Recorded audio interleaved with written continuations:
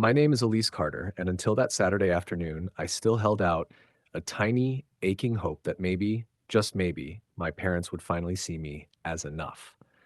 I'd come back to our hometown for my nephew Kyle's 8th birthday, dragging my 9-year-old son Jacob along with me.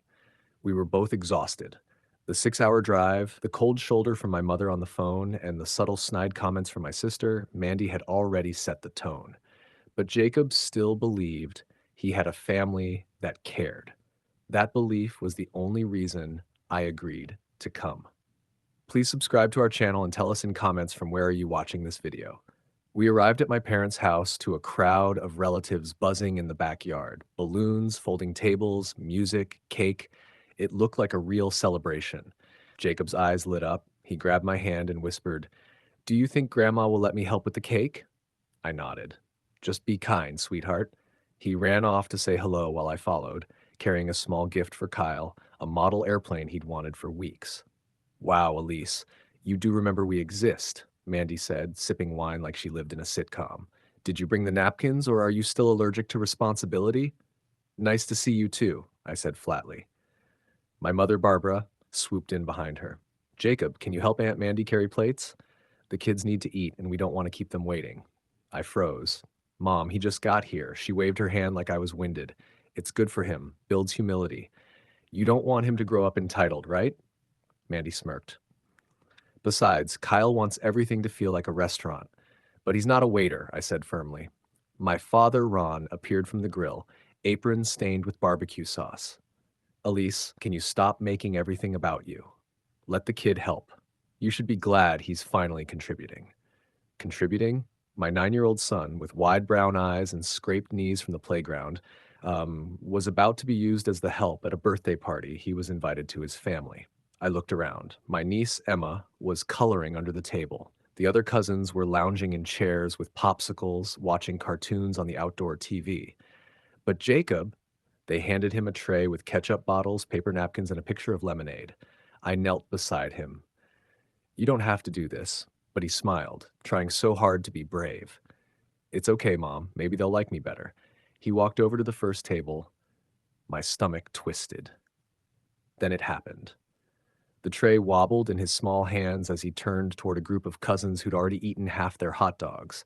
His foot caught on a garden hose that wasn't rolled up properly. He fell forward. Everything, lemonade, mustard, paper plates, crashed to the ground. He landed on his knees. Laughter erupted. Mandy nearly choked on her wine.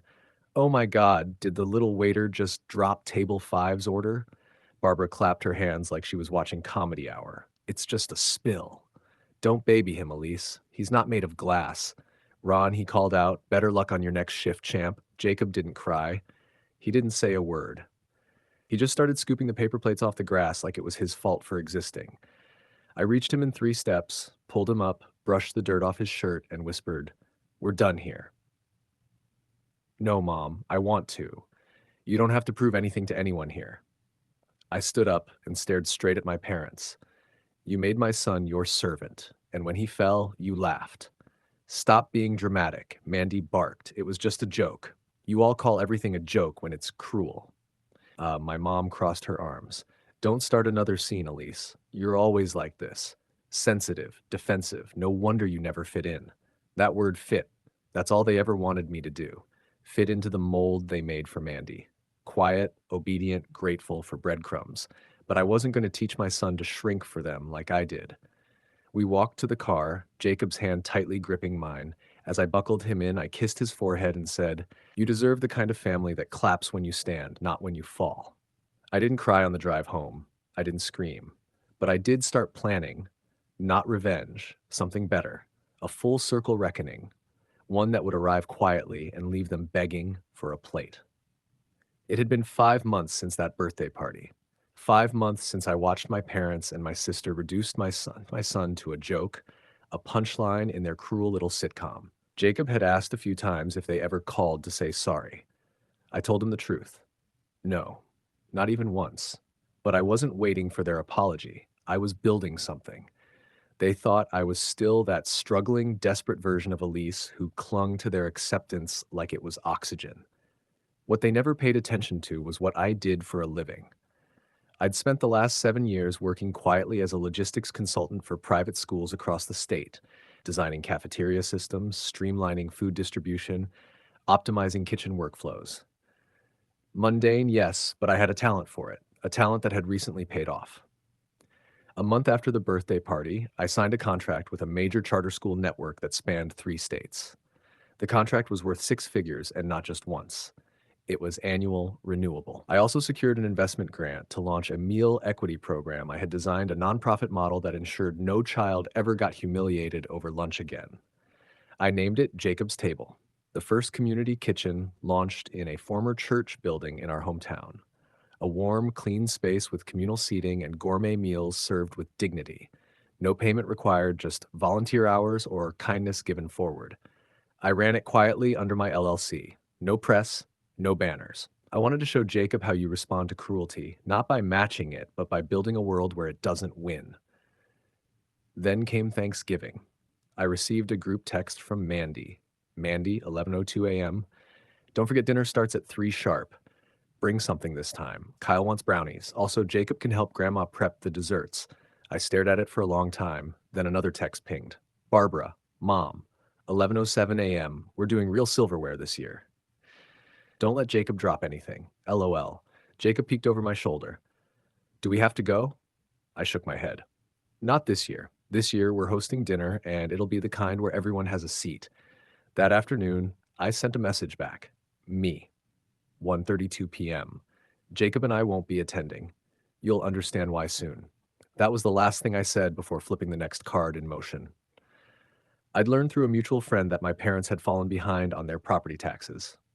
Mandy had taken out loans under my mom's name for a failed candle subscription business, and Ron's pension had dried up faster than his temper.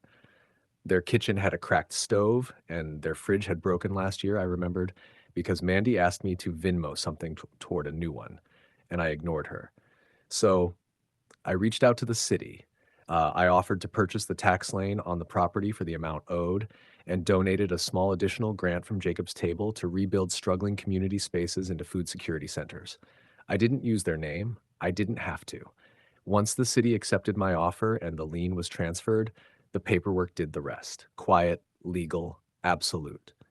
And then came Christmas Eve. The whole town was buzzing because of a rumor that one of the old homes was being converted into the second community meal house. A few churches posted about it. The address? My parents' house. The irony? They were the last to know. They found out when the doorbell rang on Christmas morning and a representative from the city arrived with a notice. Jacob and I weren't there. We were busy hosting a warm open breakfast at the first Jacob's Table where 15 families had already sat down with volunteers and chefs. One of the volunteers whispered, "We heard the second house is opening soon." I just smiled. 3 days later, my phone rang. Mandy. I let it ring. Then Mom called. Then Dad. I answered on the fourth ring. Elise. My mother's voice was panicked. Someone's claiming your charity is taking over our house. Is this some mistake? No, I said calmly. It's not a mistake. You don't own the house anymore. What are you talking about? This is our home. Was. You stopped paying your dues. I paid them. Now it's community property. A lot of hungry people will eat there soon. You spiteful little dad's voice cut in. You think this makes you noble? You're just bitter. I paused. No, I said I'm just full. Full of everything you never were. Grace, mercy, backbone. Click. They came to my office 2 days later, uninvited, rattled. Mandy came too, holding some old casserole dish like it could buy her a pardon. Please, my mother said through clenched teeth. We don't have anywhere to go. We're family. You laughed when my son fell, I said, staring straight at her.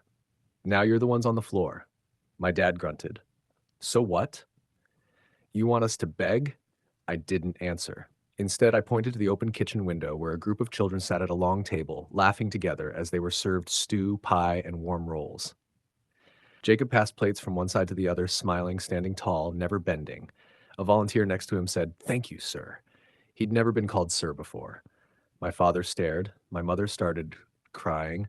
I finally whispered, "There's only one rule here." What? Mandy asked. If you want a plate, you serve with humility. She looked confused. Start by cleaning the dishes. Mandy didn't move at first. She looked at me like I had slapped her, not with my hand, but with the truth. My mom shifted